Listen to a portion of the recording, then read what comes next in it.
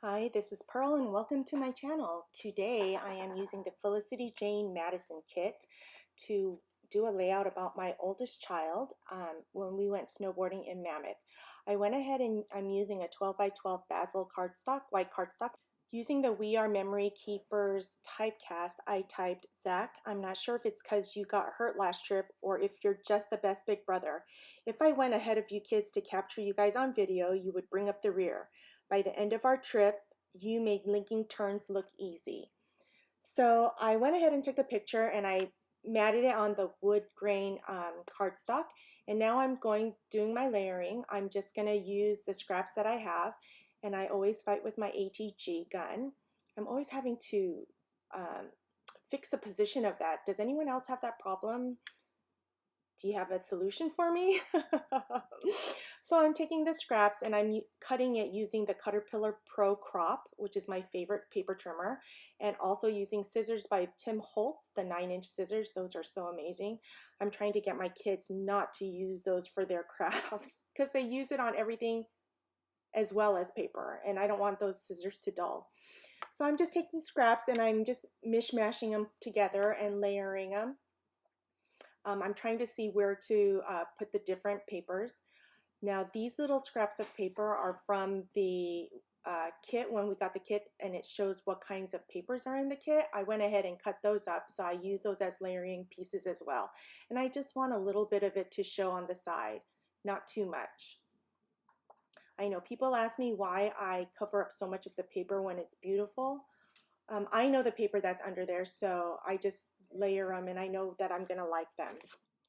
Now I'm taking the top portion of the cardstock and I'm doing a little tear and folding the corners down, or folding the tear down, and I'm using one of those scraps from the kit, and I'm gonna adhere that down and staple it to add more texture to my and visual interest to my layout. And I'm using a tiny attacher. Now this tiny attacher is from Europe somewhere, and I got it at one of the scrapbook stores when they were still open. I can't find any of those on sale now, so I'll just link the Tim Holtz tiny attacher below because it uses the same staple size. I'm going to go ahead and add that feature again to the bottom left hand side of my layout as well as the right hand side. Now this is making a visual triangle, which makes it pleasing to the eye. Now when I go to embellish my photo or my layout, I'm going to do the same thing and use that visual triangle again around the same places where I'm tearing this little piece of paper. I could have also sewn and done some sewing against this, but I just decided to use my stapler. This is one way to show what kind of pretty paper is included in the kit. So I'm stapling that again using the tiny attacher, and then I'm going to get ready to adhere my photo to the layout.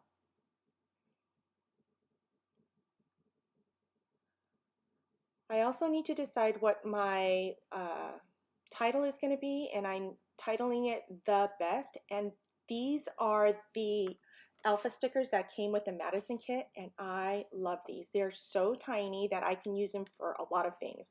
I had to order a couple more of these with my new order because I just love these so much. I hope she brings these back forever. Felicity Jane. Jenna, if you're listening, I love these alphas.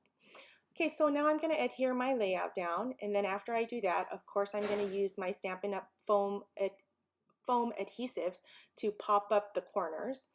One thing I was thinking about as I was editing this is I should use the foam craft foam to lift the entire picture. So I'm going to think about doing that sometime in the future. I have to order that first because I know they do that with cards, and so I should be able to do that with my layouts as well. So I'm going to go ahead and add foam to the different corners of my picture. Now I'm going to decorate my layout. I'm going to use some die cuts and some fussy cutting that I have done. And I'm going to use it and put them around the 3 areas where I tore the paper. I'm cutting the flower die cut in half so that I can use it in 2 different spaces.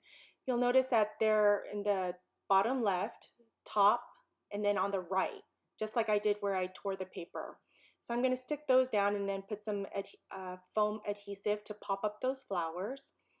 And then I'm going to use my Felicity Jane stamp with the Stays On ink because this die cut label is a little glossy, so I need to make sure that this will dry on there nicely. I'm also going to use this Smile embossed tag. I love those embossed. It's so subtle, and I'm using crochet thread to add thread to the little label there, or the tag, I should say. I'm going to adhere the tag using foam adhesive to the top left, and then I'm going to put the date stamp to the bottom right of my photo, and I'm going to use that as a layering piece as well. Now, one thing I wish I would have done looking back is I should have added more die cuts to the bottom left of my photo instead of just leaving it with just the flower die cut. After I do that, I'm looking for more decoration, and I find this little tag. I'm going to put the crochet thread to thread through the little tag there, and I'm going to add it to the right hand side of my photo. So I'm going to make sure that the some of the tag shows as well outside of the date label as well, just a smidgen, just for a little more visual interest. See, now I have the crochet thread in two areas. I should have added it to one more, to the bottom left hand picture side of the picture. I add a mini paper clip, and now I'm going to sprinkle Heidi Swap Color Shine in Black Velvet to the three areas where I put the adhesive as well. I just like to splatter ink. I know I do this on almost every layout. It just feels like it's not finished without that. Then I'm going to use my Nuvo drops in gold, or mustard gold I should say, and I'm going to put dots onto the three areas where I put the sprinkles, and I'm going to pat that flatter so that it's not so poofed up, and my layout is done. If you enjoyed this video, don't forget to like and subscribe. Leave any comments or questions you have down below, and I'll see you next time. Thanks for watching.